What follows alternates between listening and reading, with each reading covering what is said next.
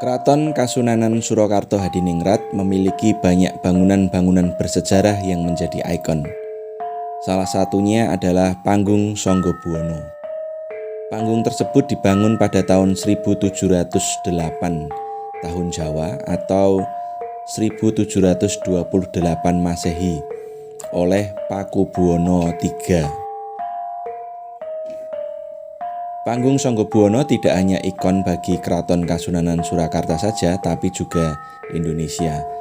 Meski usianya sudah ratusan tahun, tapi hingga sekarang masih kokoh berdiri.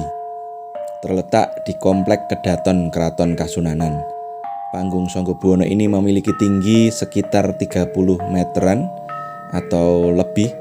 Letak bangunannya segaris lurus dengan jalan keluar kota Solo menuju Wonogiri. Menurut salah satu sumber, tidak ada kerajaan di Asia Tenggara yang punya menara seperti Panggung Sanggabuwana. Nama Panggung Sanggabuwana berasal dari kata panggung atau bangunan yang tinggi, artinya selanjutnya Sangga yang memiliki arti diangkat dari bawah, Buwana yang berarti jagat atau dunia alam semesta. Panggung Sanggabuwana itu berbentuk menara yang menjulang tinggi dan tampak dari jauh. Disebut juga Hastawolu atau segi 8. Ada 4 tingkat Panggung Sanggabuwana. Pada bagian atas disebut tudung saji, ada lambang berbentuk mengendarai naga di puncak menara atau sengkala tahun yang berbunyi Naga Muluk Tinitihan Jalma, mengartikan melambangkan tahun pembuatan bangunan. Kemudian di bagian tingkat 3 yang menghadap arah utara ada sebuah jam besar yang dapat berbunyi dengan sendirinya. Panggung Sanggabuwana fungsinya adalah agar raja atau security keraton dapat melihat kawasan di sekitar kerajaan. Yang paling penting yaitu untuk mengawasi markas Belanda di benteng Westenburg yang lokasinya tidak jauh dari keraton.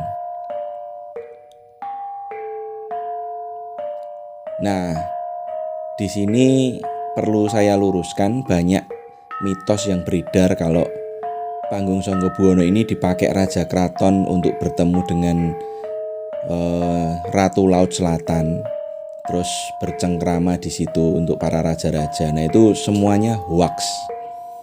Semuanya harus diluruskan seperti fungsinya.